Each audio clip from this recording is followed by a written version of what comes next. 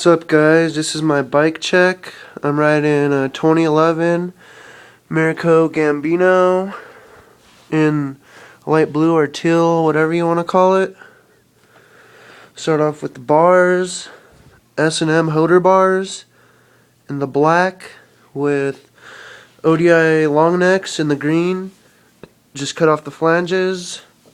Going down, Shadow Shadow Orbis front rim in the white. Got a Black Label hub in the green. Odyssey Aitken front tire.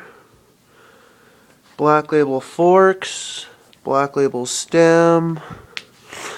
Going to the back, I got Cardinal pivotal seat, gray. Got some lime green Black Label pedals.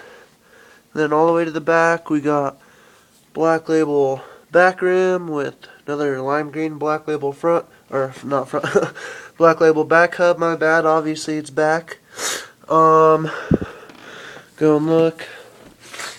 Don't know what kind of sprocket exactly, just 25 tooth, 25/9 of course, and Black Label cranks.